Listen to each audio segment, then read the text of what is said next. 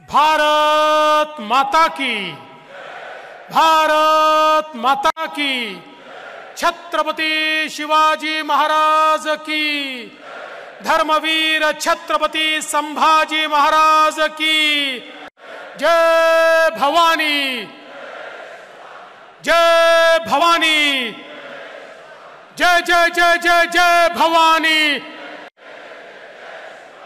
वरचे जेवले नाही आहेत मला माहिती आहे, पण खालचे जेवले नाही आहेत, वरच्यांचा आवाज येत नाही आहे। जय जय जय जय जय भवानी, जय जय जय जय जय शिवाजी। हिंदवी स्वराज्याचे सरसंस्थापक छत्रपती शिवरायांना मानाचा मुजरा करतो। भारतीय राज्यघटनेचे शिल्पकार भारतरत्न डॉक्टर बाबासाहेब आंबेडकर यांना मानवंदना अर्पित करतो।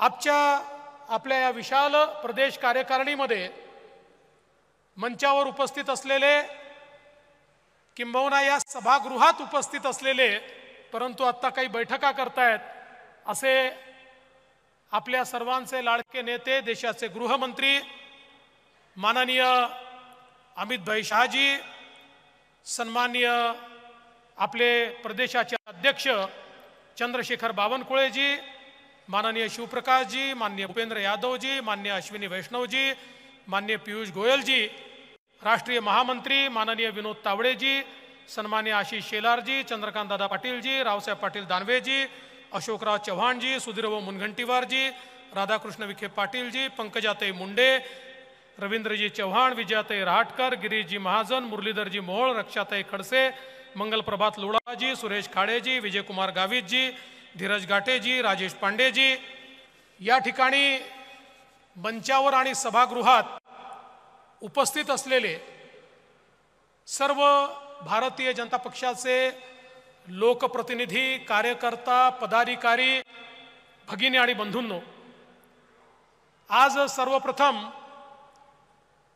ही कार्यकारिणी या ठिकाणी पुण्यामध्ये होते आणि पुण्यामध्ये कार्यकारिणी होत असताना निश्चित गिरीश भाऊ बापट असतील, विश्वास गांगुर्डे जी असतील, आमच्या टिळकताई असतील, लक्ष्मण भाऊ जगताप असतील, असे अनेक आमचे नेते, कार्यकर्ते ज्यांनी जुन्या काळात, नवीन काळात भाजपला पुढे नेण्याचा प्रयत्न केला आणि नजीकच्या वर्ष 2 वर्षात जे आपल्यासोबत राहिले नाहीत त्यांची निश्चितपणे या ठिकाणी मी आठवण करतो आणि त्यांना आदरांजली देखील अर्पित करतो। आज खरं म्हणजे गुरुपौर्णिमा आहे। आपण म्हणतो गुरुर् ब्रह्मा गुरुर् विष्णू गुरुर्देवो महेश्वरा गुरुर् साक्षात परब्रह्म तस्मै श्री गुरुवे नमः। गुरुपौर्णिमेच्या निमित्ताने अनेक लोक आपल्या गुरुचं दर्शन घेण्याकरता जातात।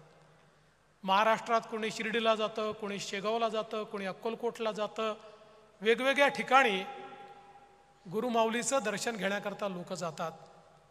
या सगळ्या गुरुमाऊलींना मी वंदन करतो, पण आज आपण सगळे या गुरुपौर्णिमेच्या दिवशी आपल्याला गुरुसारखी असलेली, मातेसारखी असलेली आपली पार्टी, आपला पक्ष भारतीय जनता पक्षाच्या अधिवेशनामध्ये या ठिकाणी आलो आहोत आणि आपल्या सगळ्यांना एकच गोष्ट शिकवली आहे की आपला गुरु कोण आहे? आपला गुरु आहे भगवा ध्वज, भगवी पताका ही आपला गुरु आहे।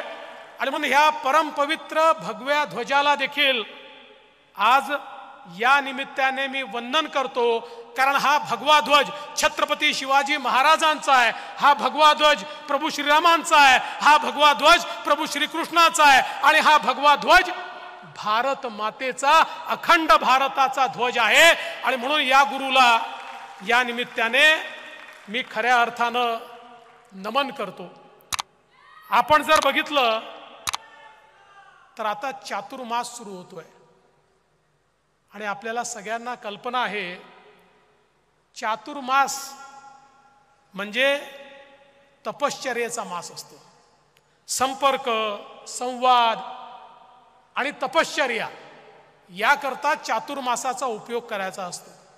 आणि आपल्याला ह्या चातुर्मास संपर्क आणि संवादाचा मास करायचा आहे. आपल्याला ही समर्पणाचा मास म्हणून हा चातुर्मास या ठिकाणी साजरा करायचा आहे. मी आधीच सांगितलं, या अधिवेशनाचं हे स्थान ऐतिहासिक आहे.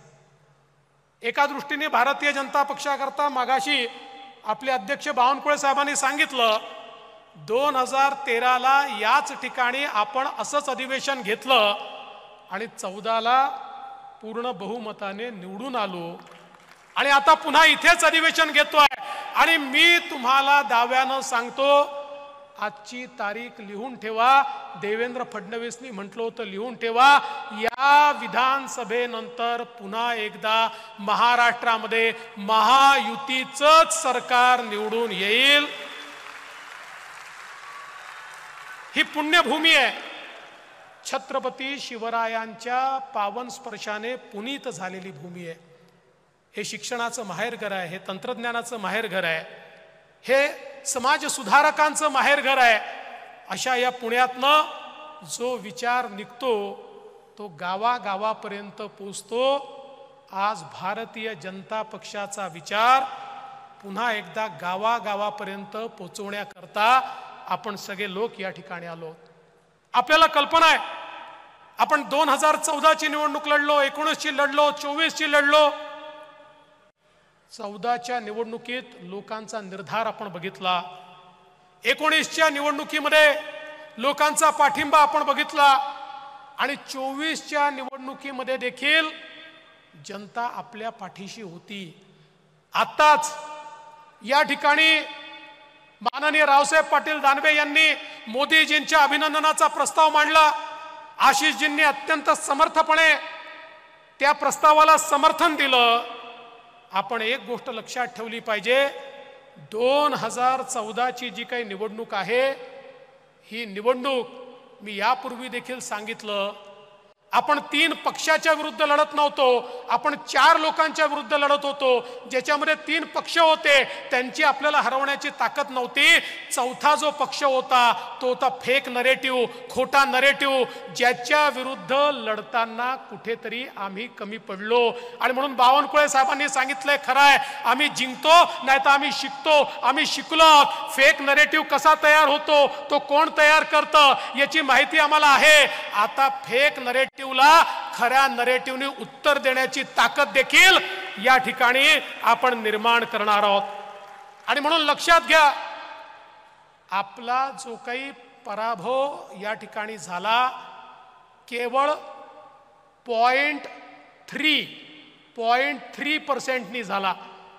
म्हणजे 43.6%, 43.6% आपल्याला आणि 43.9% महाविकास आघाडीला.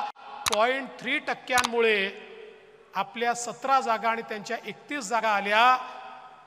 मगाशीच बावनकुळे साहेबांनी सांगितलं, 12 जागा भारतीय जनता पक्षाच्या अशा आहेत, 12 जागा ज्या मात्र 3% कमी मतांनी त्या ठिकाणी पडल्या आहेत. 7 जागा अशा आहेत 2% कमी मतांनी पडल्या आहेत. 4 जागा अशा आहेत 1% देखील कमी मतांनी ज्या पडलेल्या आहेत. म्हणजे थोडी मेहनत करण्याची गरज आहे, थोडी मेहनत. कुठेतरी मी असं म्हणणार नाही आम्ही मेहनत केली नाही, मेहनत केली, पण त्याच वेळी जो फेक नरेटिव्ह तयार होत होता त्याला इफेक्टिव्ह उत्तर आम्ही देऊ शकलो नाही. या देशामध्ये जेव्हा जेव्हा आरक्षणाची सीमा संपली, भारतरत्न डॉक्टर बाबासाहेब आंबेडकरांनी आरक्षण एका विविक्षित काळाकरता दिलं होतं. ते आरक्षण संपलं, अटलजींचं सरकार होतं. अटलजींनी त्यावेळी आरक्षणाची सीमा वाढवण्याचा निर्णय घेतला. आज जे आरक्षण चाललेलं आहे, अटलजींनी घेतलेला निर्णय आणि त्यानंतर मोदीजींनी घेतलेला निर्णय, पुन्हा एकदा मोदीजींनी आरक्षणाची सीमा वाढवली. म्हणून या देशामध्ये आमच्या संविधानाने दिलेलं आरक्षण आजही सामान्य माणसाला मिळतं आहे. पण एक खोटा नरेटिव्ह तयार करायचा की हे निवडून आले तर हे आरक्षण रद्द करणार, हे संविधान बदलणार, अशा प्रकारचा फेक नरेटिव्ह हा मोठ्या प्रमाणात या ठिकाणी चालवण्यात आला. पण बंधू भगिनींनो लक्षात ठेवा, जे खोटं असतं त्याचं वय मोठं नसतं, जे खरं असतं त्याचंच वय मोठं असतं. खोटं एखाद्या निवडणुकीत चालतं, यांचा विजय हा एखाद्या फुग्यासारखा आहे. माझ्या कार्यकर्त्यांनी जर केवळ टाचणी लावली ना, हा फुगा फुटू शकतो. हा फुगा फोडण्याची सुरुवात विधान परिषदेच्या निवडणुकीत आम्ही केली आहे. आम्ही विधान परिषदेच्या निवडणुकीत एक टाचणी लावली, यांचा फुगा फुटला हे सांगत होते. आता महायुतीची मतं फुटणार, महायुतीचे आमदार आमच्याकडे येणार, इतके आमदार आमच्या संपर्कात आहेत, इतके आमदार आमच्याकडे येणार. अरे महायुतीचे सोडा, तुमचेच 20 आमदार आमच्याकडे कधी आले तुम्हाला समजलं नाही. हा फुगा फुटला आहे आणि हा फुगा आता पुन्हा एकदा लावायची आहे. यांचा इतिहास काय आहे? यांचा इतिहास योजना बंद करण्याचा इतिहास आहे. मगाशी बावनकुळे साहेबांनी सांगितलं, आपल्या सरकारच्या सगळ्या चांगल्या योजना यांनी बंद केल्या. जलयुक्त शिवार सारखी योजना असेल, मेट्रो सारखी योजना असेल, प्रधानमंत्री आवास योजनेसारखी योजना असेल, सगळ्या योजना यांनी बंद केल्या.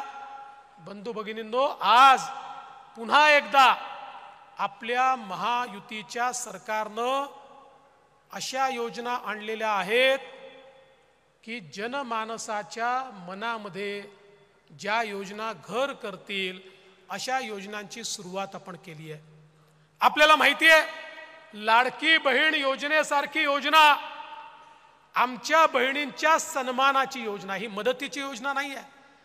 ज्या आमच्या मातृशक्तीने, ज्या बहिणींनी इतके वर्ष या ठिकाणी संघर्ष केला आणि आज आपल्या पायावर उभ्या राहत आहेत, त्या बहिणींचा सन्मान करण्याकरता लाडकी बहीण योजना आपण आणली आणि जवळपास 3.5 कोटी महिलांना थेट त्यांच्या खात्यामध्ये महिन्याला 1500 रुपये देण्याचं काम आपलं सरकार या ठिकाणी करणार आहे. हे किती नाटकी लोक आहेत बघा, लबाड आहेत, लबाड. सभागृहात सांगतात आम्ही योजना बंद करू, सभागृहात सांगतात ही चालू शकणार नाही, सभागृहात सांगतात ही खोटी योजना आहे. आणि गावामध्ये सगळ्यात पहिलं पोस्टर यांचंच, आणि हेच लाडकी बहीण योजना, आणि खाली स्वतःचं पोस्टर लावून फिरतात. हा कोर्टात पण चालले, योजनेच्या विरुद्ध कोर्टातही चालले आणि पोस्टर मात्र स्वतःचं लावतात. पण मी भारतीय जनता पक्षाच्या नेत्यांना आणि कार्यकर्त्यांना विनंती करणार आहे, अरे तुम्ही सांगा ना, आपली योजना आहे, आपल्या सरकारची योजना आहे. आपली मशिनरी जमिनीवर उतरली पाहिजे आणि आपण आमच्या माता भगिनींना मदत करून त्यांचे फॉर्म भरून घेतले पाहिजेत. एक गोष्ट लक्षात ठेवा, हे जे काही महाविकास आघाडीचे लोक आहेत यांनी एक स्ट्रॅटेजी ठरवली आहे. त्यांची स्ट्रॅटेजी काय आहे? ते लोक महिलांचे फॉर्म भरून घेणार आहेत आणि फॉर्मच सबमिट करणार नाही आहेत. आणि मग त्या महिलांच्या मनामध्ये कुठेतरी सरकारच्या विरुद्ध रोष तयार करायचा की बघा तुमचा फॉर्म भरला होता पण सरकारने तुम्हाला पैसे दिले नाहीत. त्यामुळे महिलांनाही सांगा, हे जे लबाड या ठिकाणी तुमच्याकडे येऊन फॉर्म भरून घेत आहेत, हे तुमचा फॉर्म सरकारकडे सादरच करणार नाही आहेत. त्यामुळे उद्या जर तुम्हाला त्या ठिकाणी पैसे मिळाले नाहीत तर दोष आम्हाला देऊ नका. चुकीच्या पद्धतीनं जे लोक ऑफिशियल फॉर्म नाही आहेत, यांनी स्वतः छापलेले फॉर्म आहेत, त्या फॉर्मवर सह्या घेऊन राहिले आहेत आणि एक प्रकारे ही योजना कशी फसेल हा प्रयत्न यांचा चाललेला आहे. आपल्याला ही योजना यशस्वी कशी होईल हे बघितलं पाहिजे. मी चंद्रकांत दादांचं अभिनंदन करेन. आपल्या शिंदे साहेबांच्या नेतृत्वात जे आपलं सरकार आहे, या सरकारमध्ये आमच्या मुलींना 100% मुलींना उच्च शिक्षणात 100% फी सवलत देण्याचं काम हे आपल्या सरकारने केलं. खाजगी कॉलेजमध्ये त्या ठिकाणी जी फी लागते ती 100% फी आता राज्य सरकार भरणार आहे. माझ्या लहान मुलींना, बहिणींना आता कॉलेजमध्ये उच्च शिक्षण घेण्याकरता स्वतःच्या घरातून 1 पैसा लागणार नाही, अशा प्रकारची योजना या ठिकाणी आणली आहे. आमच्या गृहिणींकरता 3 सिलेंडर हे मोफत देण्याची योजना या ठिकाणी आणलेली आहे. खरं म्हणजे इतका खोटा नरेटिव्ह पसरवतात. म्हणाले सिलेंडरच्या किमती वाढल्या. 2013 सालच्या किमती ज्यावेळेस आम्ही दाखवल्या त्या याहीपेक्षा जास्त होत्या. त्यावेळी हे चूप बसतात. पण आपण अनेक लोक अशी आहोत की जे उत्तरच देत नाही. मी एक गोष्ट आत्मचिंतन करतोय, कदाचित मीडिया दाखवेल तर दाखवू द्या, पण आपला एक प्रॉब्लेम आहे. आणि तो प्रॉब्लेम असा आहे की आपल्यापैकी प्रत्येकाला उत्तर देता येतं, पण तो आदेशाची वाट पाहतो. आदेश आला तर देईन, नाही तर देणार नाही. मी तुम्हाला एक गोष्ट सांगतो, आज तुम्हाला परवानगी देतो, ज्याला बॅटिंग करायची आहे बॅटिंग करा. मैदानात उतरा. अट एकच अट आहे, हिट विकेट व्हायचं नाही. जे फुटबॉल खेळतात त्यांना माहिती आहे, सेल्फ गोल करायचा नाही. काही लोक बोलायला उतरले की समोरच्यावर बोलायच्या ऐवजी आपल्यावरच बोलून जातात. म्हणजे असं काही बोलतात की 4 दिवस त्याचीच उत्तरं द्यावी लागतात. तेवढं सोडून करा. बाकी आदेश विचारू नका, मैदानात उतरा, ठोकून काढा.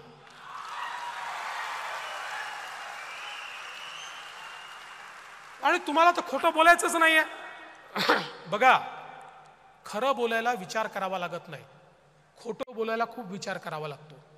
त्यांना खोटं बोलायचं आहे, तुम्हाला खरं बोलायचं आहे. खोट्याला खऱ्याने उत्तर द्यायचं असेल तर विचार करावा लागत नाही. आणि मला विश्वास आहे तुम्ही सगळे उतरले पाहिजेत. आज बघा, शेतकऱ्यांना आपण वीज मोफत दिली. यापुढे शेतकऱ्यांना बिल लागणार नाही. लगेच यांनी विचारलं, मग काय तुम्ही जुने बिल देणार का? मग त्याचं काय होणार? मी स्पष्टपणे विधानसभेत सांगितलं, अरे कालपर्यंत आम्ही कोणाचं तरी जुनं बिल वसूल केलंय का? तर आता आम्ही जुने बिल वसूल करायला जाणार आहोत का? कोणाचंही जुनं बिल वसूल करणार नाही. कोणालाही नवीन त्या ठिकाणी बिल मिळणार नाही. शेतकऱ्यांना वीज मोफत म्हणजे मोफतच. आणि मला सांगितलं पाहिजे, आम्ही काही पैसे उडवायला बसलो नाहीये, योजना तयार केली. या देशातला हा इतिहास ठरेल की गेल्या 1.5 वर्षामध्ये आमच्या शेतकऱ्यांना 16,000 मेगावॅट वीज लागते. त्यातल्या 9,000 मेगावॅटला सोलरवर आणण्याचं काम आम्ही सुरू केलं आहे, जे 18 महिन्यात पूर्ण होईल. पुढच्या 3 महिन्यात उरलेल्या 7,000 मेगावॅटचं काम आम्ही सुरू करतोय. म्हणजे पुढच्या 2 वर्षामध्ये शेतकऱ्याकडे जाणारी विजेचं एकूण एक युनिट हे सोलरचं असणार आहे. आज जी 7 रुपयाला वीज पडते ती आम्हाला 2 रुपये 80 पैशाला पडणार आहे. म्हणजे आमच्या शेतकऱ्याला जी मोफत वीज देतोय, आजची जी सबसिडी आहे त्यात कुठलीही वाढ न करता आम्ही शेतकऱ्याला मोफत वीज देणार आहोत. आम्ही राज्याच्या हिताचा विचार करून आणि शेतकऱ्याच्या हिताचा विचार करून या ठिकाणी हा कार्यक्रम हातामध्ये घेतलाय. आज आमच्या मंगलजींच्या मंत्रालयाच्या माध्यमातून युवा प्रशिक्षणाची योजना आपण आणली. 10 लाख युवकांना प्रशिक्षणाकरता त्या ठिकाणी स्टायपंड आपण देणार आहोत. म्हणजे कुठल्याही आस्थापनेने त्यांना नोकरीत घ्यायचं आणि त्यांना नोकरीत घेतलं तर त्यांचा 10,000 रुपये महिना पगार हा राज्य सरकार त्या ठिकाणी देणार आहे. त्या आस्थापनेला तो द्यावा लागणार नाही. आणि त्यातनं त्यांनी शिकल्यानंतर त्यांना जे सर्टिफिकेट मिळेल त्यांना एकतर तिथेच परमनंट नोकरी मिळेल, नाहीतर दुसरीकडे मिळेल, किंवा त्यांना स्वतःचा व्यवसाय सुरू करता येईल. 10 लाख तरुणांना रोजगार देण्याची योजना या ठिकाणी आपण आणलेली आहे. आणि म्हणून मला तुम्हाला एवढंच सांगायचं आहे, योजना अनेक आहेत, पण जोपर्यंत आम्ही रोज बोलणार नाही, आम्ही रोज सांगणार नाही, प्रत्येकाच्या तोंडी योजना असलीच पाहिजे. जो भेटेल त्याला, अगदी लोक वैतागले तरी चालतील, लग्नात गेलं तरी त्यांना काय योजना आहे हे सांगा, त्याच्यानंतर मग त्या ठिकाणी लग्न लावायला जा. कारण पब्लिक मेमरी अत्यंत शॉर्ट असते. आपण काल काय बोललो हे आज लोकांना लक्षात राहत नाही. आणि चांगलं जे असतं, सकारात्मक जे असतं ते इको पण होत नाही. सकारात्मक गोष्टी इको करायला त्रास असतो, नकारात्मक गोष्टी या पटकन इको होतात.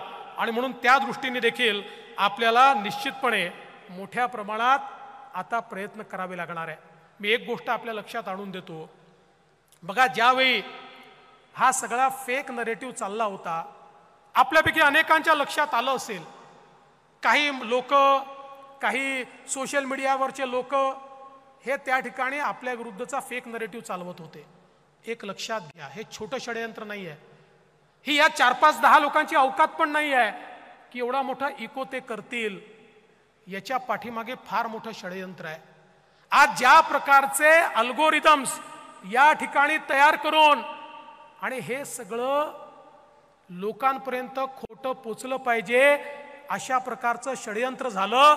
हे काही मुठभर लोकांच्या बसचा रोग नाही आहे. याच्या मागे त्या शक्ती आहेत ज्या शक्तींना असं वाटतं भारत मजबूत नाही झाला पाहिजे, ज्या शक्तींना वाटतं मोदीजी प्रधानमंत्री राहिले तर हा देश जगामधला सर्वोत्तम देश होईल, ज्यांना हे माहिती आहे की मोदीजींसमोर आता आपला देश टिकाव धरू शकणार नाही. अशा अनेक प्रवृत्ती एकत्रित आल्या आहेत आणि या प्रवृत्तींनी या ठिकाणी या देशामध्ये परिवर्तन व्हावं म्हणून मदत केली आहे. हे षडयंत्र देखील हळूहळू बाहेर येत आहे. आणि म्हणून आज ज्या प्रकारच्या लढाईला आपण सामोरं जातो, ठीक आहे, त्यांनी त्यावेळी केलं, आम्ही बेसावध होतो, पण मी तुम्हाला एवढं निश्चितपणे सांगतो, आता तेवढीच ताकदीची तयारी आपण देखील केली आहे. आता चिंता करण्याचं कारण नाही आहे. फेक नरेटिव्हला थेट नरेटिव्हने उत्तर देण्याची ही सगळी इकोसिस्टीम आपण तयार करतो. पण तुमच्याकडनं अपेक्षा आहे, पुन्हा तुमच्याकडनं अपेक्षा आहे, भारतीय जनता पक्षाचे कार्यकर्ते किती आहेत, पदाधिकारी किती आहेत? म्हणजे असं सांगतायत की एकदा स्वातंत्र्यवीर सावरकरांनी असं म्हटलं होतं की सगळे भारतीय थुंकले तरी देखील इंग्रज वाहून जातील. असं आपल्यापैकी प्रत्येकाने रोज एक जरी पोस्ट केली ना तरी देखील फेक नरेटिव्ह संपून जाईल, एक पोस्ट. पण दुर्दैवाने, आणि परत मोकळ्यापणाने बोलतो, मला माफ करा, आमचे लोकप्रतिनिधी देखील करत नाही. आज लोकप्रतिनिधींचे हँडल बघा. अरे बाबांनो, लक्षात घ्या, लढाई जमिनीवर लढतोय आपण, पण त्याच सोबत ही लढाई टेक्नॉलॉजीची झाली आहे, त्याचसोबत ही व्हर्च्युअल झाली आहे. तुमच्या विरुद्धचा खोटा नरेटिव्ह लोकांपर्यंत टेक्नॉलॉजीने पोहोचवलेला आहे. त्याला जर तुम्ही उत्तर दिलं नाही तर तुम्ही जमिनीवर मेहनत करावीच लागेल, ती करतोच, श्रम आहेतच, पण त्याच्यासोबत याचंही उत्तर जर आपण दिलं नाही तर आपण याचा मुकाबला करू शकणार नाही. बंधू भगिनींनो, मला विश्वास आहे की तुम्ही सगळ्यांनी जर गांभीर्याने घेतलं तर एक मोठं परिवर्तन या ठिकाणी निश्चितपणे होऊ शकतं. आज खरं म्हणजे राज्यामध्ये एक विचित्र अशा प्रकारची स्थिती आहे. ही अशी स्थिती आपण राज्यात कधीच बघितली नव्हती. समाजामध्ये एक मोठी दुफळी तयार झाली आहे. अनेक समाज एकमेकासमोर उभे आहेत आणि दुर्दैवाने या राज्यातल्या काही नेत्यांना असं वाटतं की हे समाज एकमेकासमोर उभे राहिले तरच आपण निवडून येऊ शकतो, म्हणून त्याच्यामध्ये पेट्रोल टाकण्याचं काम काही राज्यकर्ते करतायत. खरं म्हणजे एक गोष्ट लक्षात घेतली पाहिजे, अरे निवडणुका येतील जातील, एखादं सरकार बनेल राहणार नाही, सरकार येतात जातात, पण समाज एकसंघ राहायला पाहिजे.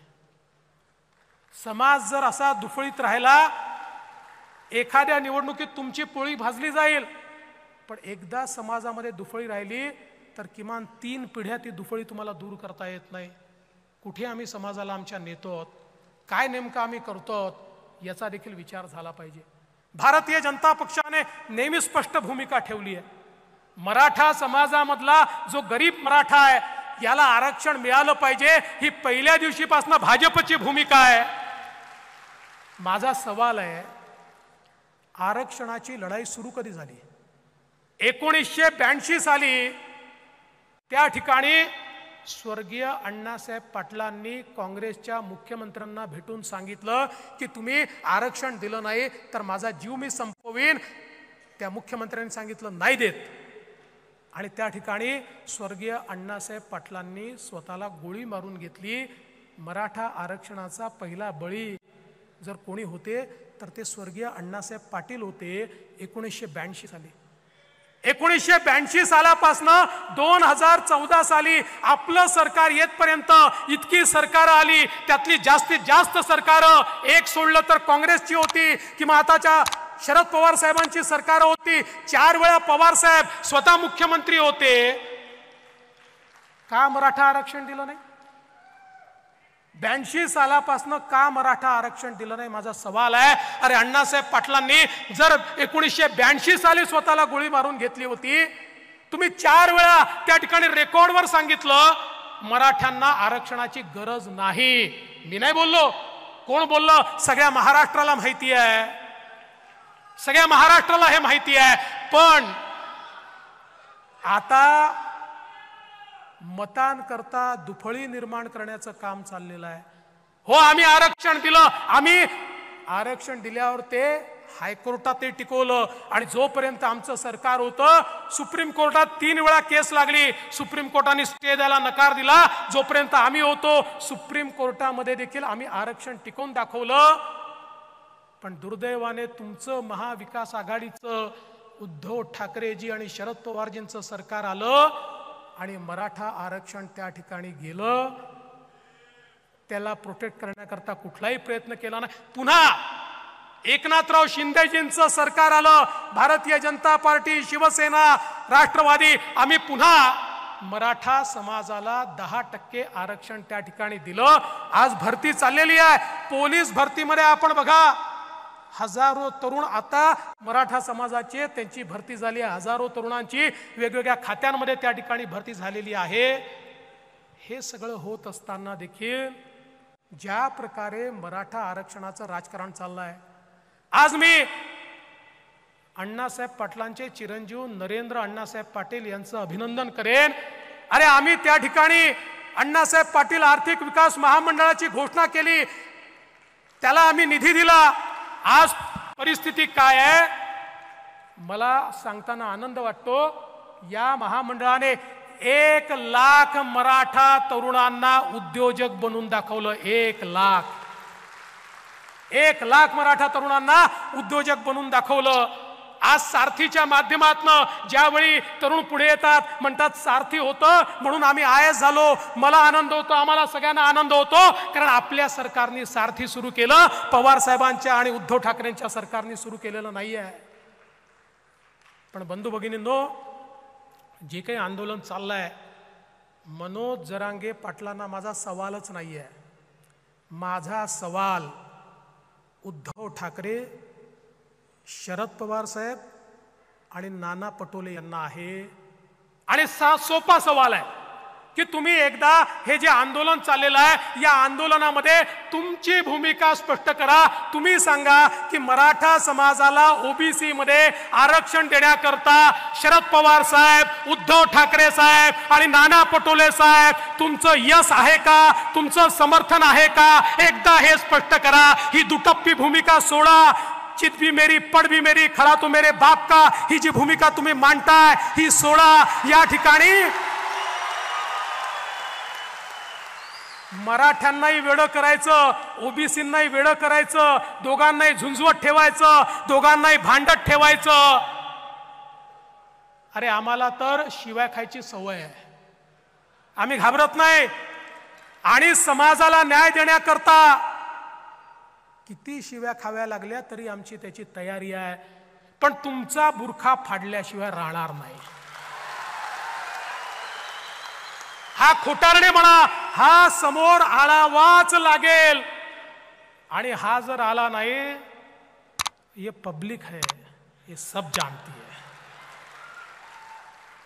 बंधू भगिनींनो, खरं म्हणजे आज आपण एक गोष्ट लक्षात घेतली पाहिजे. या निवडणुकीमध्ये जसा एक फेक नरेटिव्ह आपल्या समोर आला, तसंच एक वेगळ्या प्रकारचं कन्सॉलिडेशन देखील आपल्या समोर आलेलं आहे. भारतीय जनता पक्षाने कधी जाती धर्माचा विचार केला नाही. आमचं जे हिंदुत्व आहे हे व्यापक हिंदुत्व आहे. भारतीय जनता पक्षाच्या हिंदुत्वामध्ये कुठल्याही पूजा पद्धतीला स्थान आहे.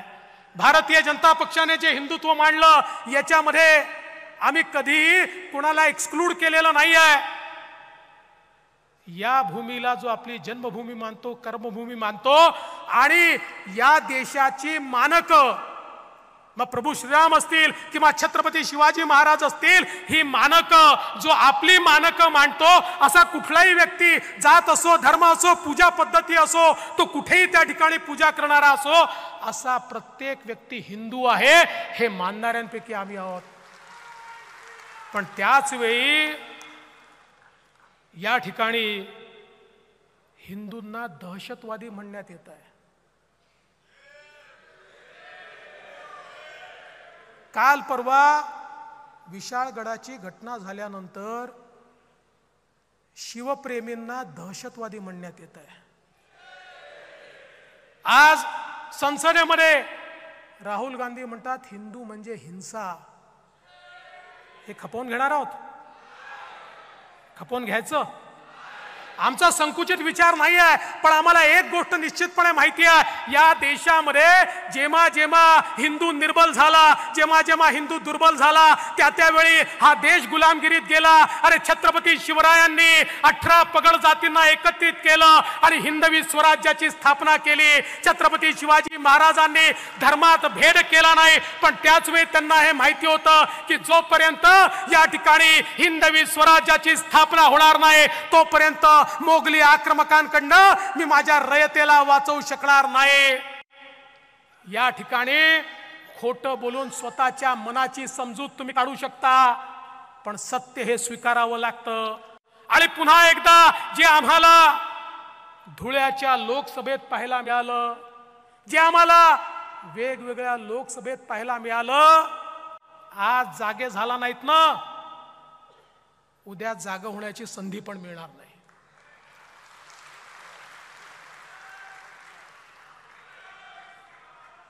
आणि मी एक गोष्ट निश्चितपणे आपल्याला सांगतो, आपल्या हिंदुत्वाबद्दल कोणालाही अपराध बोध ठेवण्याची आवश्यकता नाही आहे. हो, आम्ही गर्वाने सांगतो आम्ही हिंदू आहोत.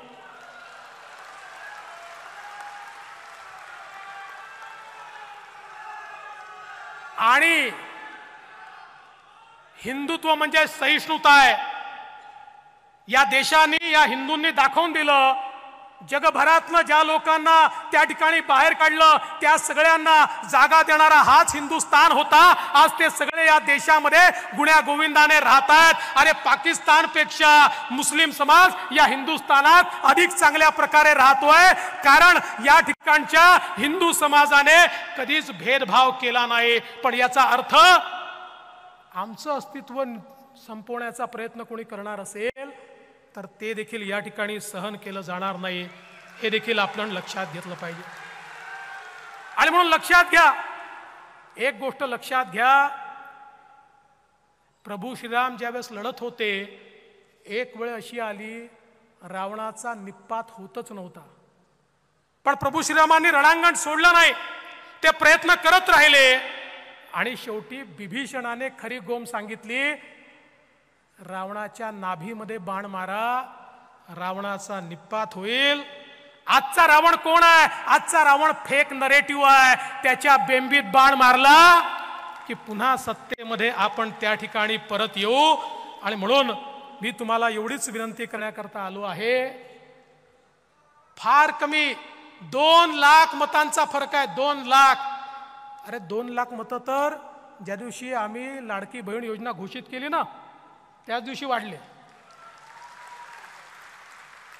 ज्या दिवशी यांचा फेक नरेटिव्ह सांगितला, त्याच दिवशी त्याच्या चौपट मतं आपले त्या ठिकाणी वाढले आहेत.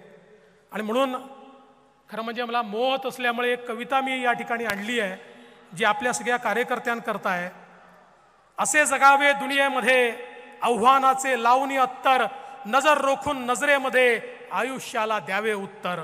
नको गुलामी नक्षत्रांची, भीती आंधळी ताऱ्यांची, आयुष्याला भिडतानाही चैन करावी स्वप्नांची. असे दांडगी इच्छा ज्याची, मार्ग तयाला मिळती 70. असे जगावे दुनियेमध्ये आव्हानाचे लावून अत्तर, नजर रोखून नजरेमध्ये आयुष्याला द्यावे उत्तर. असं आयुष्याला उत्तर देणारा कार्यकर्ता आज आपल्याला या ठिकाणी तयार करायचा आहे. अरे मोदीजींनी जो भारत तयार केलाय हा मागे वळून पाहणारा भारत नाही आहे. हा 5 ट्रिलियन इकॉनॉमी पूर्ण करतोय. हा 7 ट्रिलियन इकॉनॉमी कडे चाललाय. 25 कोटी गरिबांना गरिबीतनं बाहेर काढलेला आहे. हा भारत कोणी या ठिकाणी थांबवू शकत नाही, अशा प्रकारची अवस्था आहे. आणि म्हणून आज कार्यकर्त्यांकडनं माझी एकच अपेक्षा आहे. बघा, थोडं मनमोकळं बोलतो. आपली देखील अनेक वेळा कुजबूज होते, ती काही चूक नाही आहे. नवे जुने असा वाद होतो, तो थोडा बहुत होत असतो. पण एक गोष्ट सगळ्यांनी लक्षात ठेवली पाहिजे, हा पक्ष का घडला. या पक्षामध्ये वर्षानुवर्ष काम करणारे 90% कार्यकर्ते असे आहेत, 90%, ज्यांना हे माहिती आहे आम्हाला जीवनामध्ये काहीच मिळणार नाही, तरी ते काम करतात. कारण ते व्यक्तीकरता काम करत नाहीत, ते विचारांकरता काम करतात. ते व्यक्तीकरता काम करत नाहीत, ते विचारांकरता काम करतात. बघा, छत्रपती शिवरायांच्या विचारांना आपण सगळे मानतो. आणि महाराजांनी कधी एक पाऊल पुढे टाकलं, कधी एक पाऊल मागे घेतलं, कधी मान, कधी अपमान, कधी तह, कधी सलगी, सगळ्या गोष्टी केल्या. पण ध्येय एकच होतं. काय ध्येय होतं? हिंदवी स्वराज्याची स्थापना. हे एकच ध्येय होतं.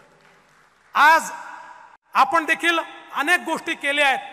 वेगळ्या परिस्थितीमध्ये सरकार तयार केलं, वेगवेगळे मित्र सोबत जोडले. काहींना आवडलं असेल, काहींना आवडलं नसेल, पण लक्षात ठेवा, या ठिकाणी केवळ सत्ता मिळवणं एवढा आपला उद्देश नव्हता. या महाराष्ट्रामध्ये ज्यावेळी आमच्या सामान्य कार्यकर्त्यावर अत्याचार होत होता, या महाराष्ट्रामध्ये सामान्य महाराष्ट्रातल्या जनतेवर कोविडच्या काळामध्ये भ्रष्टाचार त्या ठिकाणी होत असताना अत्याचार होत होता, त्यावेळी आपण हे परिवर्तन घडवलं. आणि परिवर्तन घडवताना बाळासाहेब ठाकरे, सद्य हिंदुहृदय सम्राट, यांच्या विचारांवर चालणारे, खऱ्या अर्थानं त्यांच्या विचाराचं प्रतिनिधित्व करणारे एकनाथराव शिंदेजी यांना आपण सोबत घेतलं.